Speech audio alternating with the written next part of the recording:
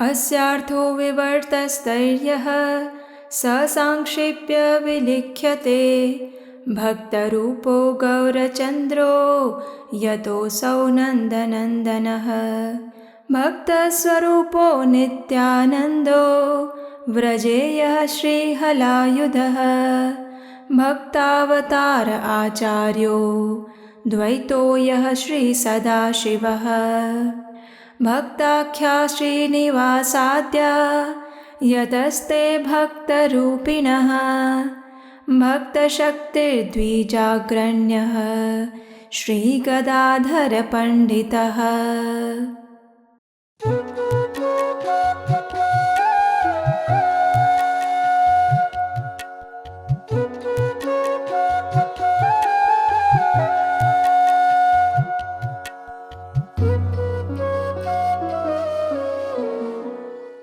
हरे कृष्ण। आज है पंच तत्वों में से एक श्रीवास ठाकुर का आविर्भाव दिवस। आखिर कौन थे ये श्रीवास ठाकुर? चलिए आज उन्हीं के जीवन पर आधारित इस विशेष वीडियो का श्रवण करते हैं। ये प्रसंग है आज से लगभग 550 साल पुराना। अद्वैत तथा मायावाद दर्शन के प्रचार प्रसार के कारण वैष्णव समुदाय सिमट कर रह गया था। उस समय बंगाल के विस्तार में देवी काली के उपासकों का बोलबाला था और जो भी थोड़े बहुत वैष्णव बचे थे वे अपने घर में छिपकर ही भजन करते थे। अपने आप को काली के उपासक कहलाने वाले ये तथाकथित लोग वास्तव में नास्तिक थे और पाखंडी थे, जो कि वैष्णवों का सदैव अपमान किया करते थे। इस समय श्री कृष्ण चैतन्य महाप्रभु का प्राकट्य हुआ। उन्होंने हरिनाम संकीर्तन आंदोलन का शुभारंभ किया। जब यह आंदोलन शुरू हुआ था तो श्रीवास पंडित नामक एक महान वैष्णव आचार्य के घर पर ही ये संकीर्तन होता था। महाप्रभु तथा उनके भक्त श्रीवास आंगन में एकत्रित होते और खूब जोर शोर से हरिनाम संकीर्तन करते। उस समय गोपाल चपल नामक एक ब्राह्मण थे, जो कि इन वैष्णवों से अत्यधिक घृणा करते थे और इस पर भी उन्हें श्रीवास पंडित से कुछ अधिक ही द्वेष था, क्योंकि उनका घर ही वो स्थान था जहाँ संकीर्तन होता रहता। गोपाल चपल सदैव यही सोचते कि आखिर किस प्रकार श्रीवास ठाकुर को समाज के आगे निंदित किया जाए। अब आप तो जानते ही हैं कि किसी शुद्ध हरि भक्त के चरणों में किया गया अपराध कितना भयंकर हो सकता है। और आखिर गोपाल चपल को एक युक्ति सूझ गई, बल्कि यूँ कहिए कि उन्होंने अपने विनाश का मार्ग स्वयं ढूंढ लिया। एक दिन गोपाल चपल ने परम वैष्णव श्रीवास ठाकुर को अपमानित करने के लिए उनके घर के द्वार पर काले जादू में प्रयोग होने वाली सामग्री रख दी, जिसमें मांस तथा मदिरा भी शामिल थे, ताकि ये प्रमाणित हो जाए कि श्रीवास ठाकुर भी काली के ही उपासक हैं। अगली सुबह जब श्रीवास पंडित ने देखा कि उनके द्वार पर ये आपत्तिजनक सामग्रियां पड़ी हैं, तो वे समझ गए कि किसी ने उनका अपमान करने के लिए ही ऐसा किया था। आस पड़ोस के लोग श्रीवास पंडित से भली भांति परिचित थे, इसलिए उन्होंने तुरंत उस सामग्री को हटाकर उस स्थान को गंगा जल से पवित्र कर दिया। इस घटना के 2-3 दिन बाद ही समाचार मिला कि गोपाल चपल को कोढ़ का विषम रोग हो चुका था। कोढ़ के मारे गोपाल की हालत अत्यंत नाजुक हो गई। सारे शरीर के अंग गलने लगे, सारा रक्त दूषित हो गया और एक दिन अपनी इस अत्यंत दुख भरी स्थिति में वे महाप्रभु के पास आए और उनसे क्षमा याचना करने लगे। अपने समक्ष एक वैष्णव अपराधी को देखकर महाप्रभु अत्यंत क्रोधित हो गए। उन्होंने उसे रौरव नामक नरक में लाखों जन्मों तक प्रताड़ित होने का श्राप दिया। अब जब भगवान ही किसी को श्राप दे दे तो भला इस ब्रह्मांड में कौन उसे बचा सकता है। महाभारत काल में जब भगवान श्री कृष्ण ने अश्वत्थामा को श्राप दिया था तो अश्वत्थामा भी अपनी मुक्ति के लिए दर दर भटक रहे थे। जब वे व्रज में पहुँचे तो व्रजवासियों ने अश्वत्थामा से ये कहा कि यदि वे बरसाना जाकर श्रीमती राधा रानी के चरणों में प्रार्थना करेंगे तो अवश्य ही भगवान श्री कृष्ण भी उन्हें क्षमा कर देंगे। कहने का तात्पर्य यही है कि यदि भगवान के शुद्ध भक्तों के चरण में कोई अपराध हो जाए तो केवल भक्त ही उसका निवारण कर सकते हैं। महाप्रभु ने गोपाल पर दया करते हुए उसे श्रीवास पंडित से क्षमा मांगने के लिए कहा और फिर क्या था, गोपाल सीधे पहुंच गए श्रीवास ठाकुर के घर। उन्होंने अश्रुपूरित नेत्रों से श्रीवास ठाकुर के चरणों में गिरकर उनसे क्षमा याचना की और तब श्रीवास ने उन्हें गले से लगा लिया और उन्हें कहा कि वे उन्हें क्षमा करते हैं। और इसके पश्चात बड़े ही चमत्कारी रूप से गोपाल चपल का कोढ़ ऐसे दूर हो गया जैसे कुछ हुआ ही नहीं था। चलिए अब हम आपसे एक बड़ा ही सरल प्रश्न पूछते हैं। श्री कृष्ण लीला में ऐसे कौन से व्यक्ति हैं जो कि ब्रह्मा जी के मानस पुत्र हैं और सदैव अपने हाथ में वीणा लेकर भगवान नारायण के नाम का जप करते हैं? इसका उत्तर तो आप समझ ही गए होंगे। जी हाँ, वे हैं नारद मुनि। अब आप ही सोचिए कि भगवान श्री कृष्ण की सभी लीलाओं में महत्वपूर्ण भूमिका निभाने वाले देवर्षि नारद मुनि भला गौर लीला में पीछे कैसे रह सकते हैं, है ना? तो जहाँ भगवान नारायण हो वहाँ उनके शुद्ध भक्त तो रहेंगे ही। इसीलिए नारद मुनि गौरांग महाप्रभु की लीला में श्रीवास ठाकुर के रूप में अवतरित होते हैं। इतना ही नहीं, गौर लीला में वे पंच तत्व में से एक हैं, जिनका नाम हम पंच तत्व मंत्र में सदैव लेते रहते हैं। जय श्री कृष्ण चैतन्य प्रभु नित्यानंद श्री अद्वैत गदाधर श्रीवासादि गौर भक्त वृंद। गौर लीला की पृष्ठभूमि तैयार करने के लिए श्रीवास ठाकुर महाप्रभु के आविर्भाव से 30 वर्ष पहले इस धरा धाम पर आ चुके थे।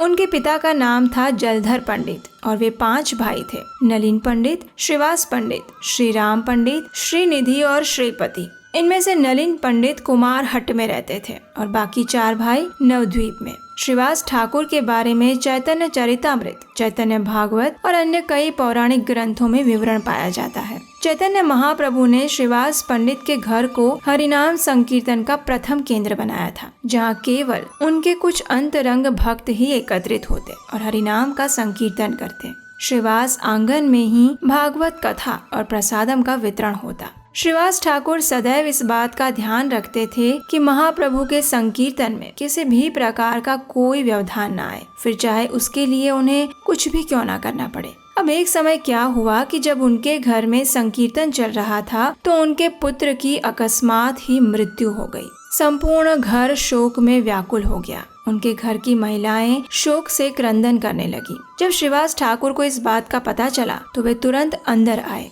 और उन्होंने वहाँ की स्त्रियों को समझाया कि उनके क्रंदन से महाप्रभु के संकीर्तन में विघ्न आ सकता है। और फिर जब स्वयं महाप्रभु जिस घर में उपस्थित हो, उस घर में देह त्याग करने वाले किसी भी जीव के लिए शोक करने का कोई कारण नहीं बनता, क्योंकि वह जीव निश्चित रूप से अपने धाम वैकुंठ को प्राप्त करता है। श्रीवास ठाकुर अपने तथा भगवान के बीच उनके दिव्य आध्यात्मिक संबंध से भली भांति परिचित थे, इसलिए उन्होंने शोक करने का कोई कारण नहीं समझा। उन्होंने अपने घर की स्त्रियों को समझाया कि यदि वे शोक और क्रंदन करना भी चाहती हैं तो वो धीरे से करें, ताकि महाप्रभु के संकीर्तन में कोई व्यवधान न आए। और इतना कहकर वे स्वयं बाहर आ गए और प्रसन्न चित्त से, प्रसन्न मुख के साथ महाप्रभु के साथ मिलकर हरिनाम संकीर्तन करने लगे। जब संपूर्ण रात्रि बीत गई और महाप्रभु का संकीर्तन समाप्त हुआ, उस समय कुछ भक्तों ने महाप्रभु से कहा कि श्रीवास ठाकुर के पुत्र का देहांत हो चुका है। जब महाप्रभु ने श्रीवास ठाकुर की इस महानता को देखा तो वे अंदर ही अंदर व्याकुल हो उठे। श्रीवास ठाकुर के प्रति उनका प्रेम उमड़ आया और वे कहने लगे, ऐसे महान भक्तों का संग छोड़कर मैं कैसे रह पाऊंगा। उसके बाद महाप्रभु ने श्रीवास ठाकुर के पुत्र के मृतदेह के पास जाकर कहा कि तुम इस घर को छोड़कर क्यों जाना चाहते हो। तो उस मृत शरीर में प्राण पुनः लौट आए और उस मृत पुत्र ने कहा, हे महाप्रभु, मैं न जाने कितने ही जन्म और मृत्यु के चक्र में फंसा हुआ था, लेकिन इस जन्म में इस शरीर को छोड़ते हुए मुझे दिव्य आनंद की अनुभूति हो रही है, क्योंकि मुझे आपके दर्शन हुए हैं और मुझे परम आध्यात्मिक गति प्राप्त हुई है। इतना कहकर श्रीवास ठाकुर का मृत पुत्र शांत हो गया और ये सुनकर वहाँ उपस्थित सभी लोग धन्यता का अनुभव करने लगे। कहते हैं कि भगवान के भक्त उनसे अधिक कृपालु होते हैं और इस तथ्य को समझने के लिए श्रीवास ठाकुर के जीवन से बेहतर और क्या हो सकता है। श्रीवास पंडित की सौम्यता और दयालुता को दर्शाती हुई एक और लीला का श्रवण करते हैं। एक बार यूं हुआ कि एक ब्रह्मचारी उनके पास आया और उनसे विनम्रता पूर्वक आग्रह करने लगा कि वह महाप्रभु के दिव्य संकीर्तन को अपनी आंखों से देखना चाहता है। पहले तो श्रीवास ठाकुर ने मना कर दिया, क्योंकि वे जानते थे कि महाप्रभु इसके लिए कभी सहमत नहीं होंगे। परंतु वह ब्रह्मचारी कहने लगा कि वह केवल दूध का सेवन करते हुए घोर तपस्या करता है और महाप्रभु को देखने की उसके मन में तीव्र लालसा है। अब श्रीवास ठाकुर तो ठहरे कोमल हृदय के, ब्रह्मचारी के वचन सुनकर उनका हृदय पिघल गया और उन्होंने इस ब्रह्मचारी से कहा कि जब महाप्रभु संकीर्तन करेंगे तो वह किसी खिड़की के पीछे छिपकर उनका दर्शन कर सकता है। अगले दिन महाप्रभु श्रीवास आंगन में कीर्तन करने के लिए अपने पार्षदों के साथ आ पहुँचे। अब महाप्रभु तो अंतर्यामी है और कण कण में समाये हुए हैं, तो भला उन्हें ये कैसे भान नहीं होगा कि कोई उन्हें छिपकर देख रहा है। जब महाप्रभु ने श्रीवास से पूछा कि क्या कोई उन्हें छिपकर देख रहा है, तो श्रीवास मन ही मन भयभीत हो गए कि कहीं महाप्रभु उनसे विमुख ना हो जाए।